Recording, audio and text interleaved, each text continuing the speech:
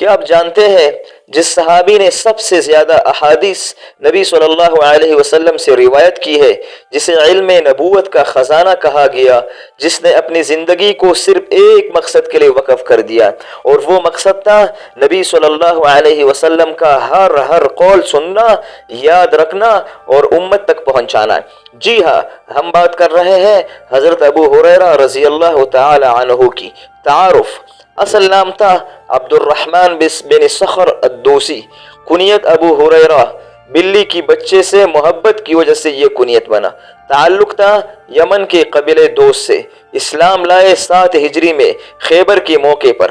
نبی صلی اللہ علیہ وسلم کے ساتھ رہے صرف 4 سال، مگر کمال علم سمیٹا، علم اور روایت۔ آپ نے 5374 احادیث روایت کی ہے۔ خود فرماتے ہیں، میں نے نبی صلی اللہ علیہ وسلم سے 2 قسم کا علم لیا، ایک تمہیں بتا دیا ہے، دوسرا اگر بتا دوں تو میری گردن مار دی جائے گی۔ دن میں روزہ، رات کو عبادت، اور نبی صلی اللہ علیہ وسلم کی قدموں میں زندگی گزارتے۔ یادداشت کا معجزہ۔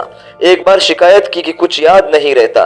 نبی صلی اللہ علیہ وسلم نے چادر میں علم بھر کر دعا فرمائی، اس کے بعد فرمایا اب کبھی کچھ بھولو گے نہیں، اور واقعی ابو ہریرہ رضی اللہ تعالیٰ عنہ کبھی نہیں بھولے۔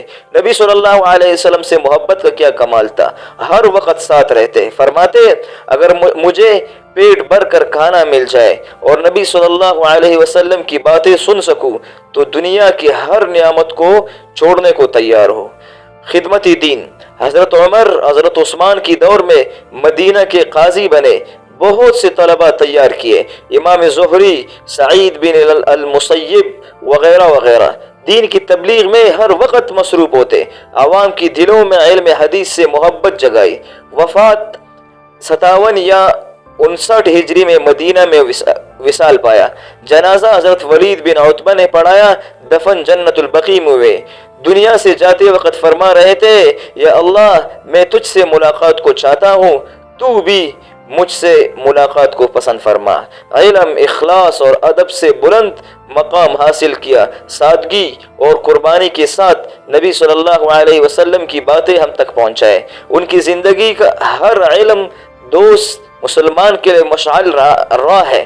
اگر حضرت ابو ہریرہ رضی اللہ تعالیٰ عنہ کی یہ سنہری داستان آپ کی دل کو چھو گئی ہو تو ویڈیو کو لائک کریں، دوستوں سے شیئر کریں اور چینل کو سبسکرائب کرنا نہ بھولیے، تاکہ ہم ایسے مزید ایمان افروز شخصیات سے آپ کو جوڑ سکے۔